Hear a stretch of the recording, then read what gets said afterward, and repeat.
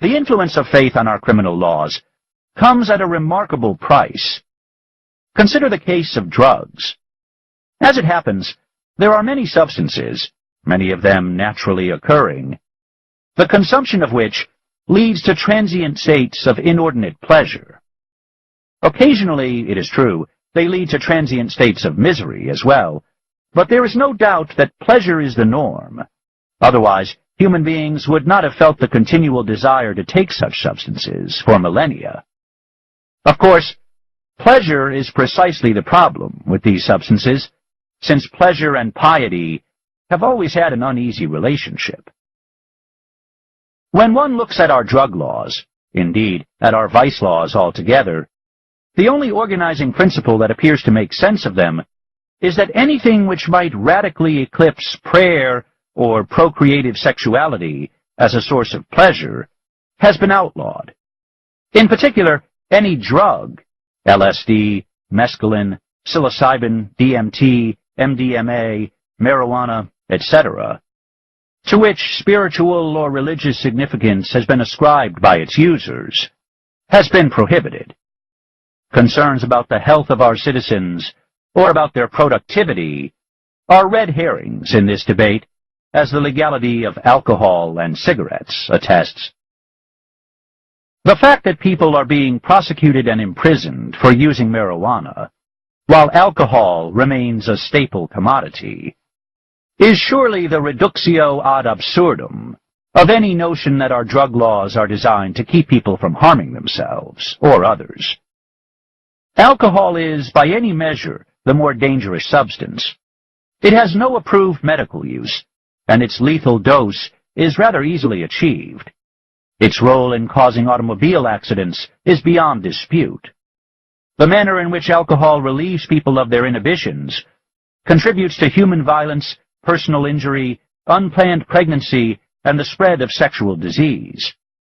Alcohol is also well known to be addictive.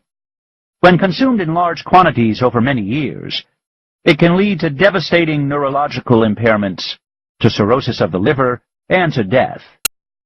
In the United States alone, more than 100,000 people annually die from its use.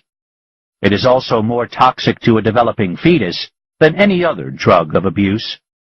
Indeed, crack babies appear to have been really suffering from fetal alcohol syndrome. None of these charges can be leveled at marijuana. As a drug, marijuana is nearly unique in having several medical applications and no known lethal dosage. While adverse reactions to drugs like aspirin and ibuprofen account for an estimated 7,600 deaths and 76,000 hospitalizations each year in the United States alone, marijuana kills no one. Its role as a gateway drug now seems less plausible than ever, and it was never plausible. In fact, nearly everything human beings do, driving cars, flying planes, hitting golf balls, is more dangerous than smoking marijuana in the privacy of one's own home. Anyone who would seriously attempt to argue that marijuana is worthy of prohibition because of the risk it poses to human beings will find that the powers of the human brain are simply insufficient for the job.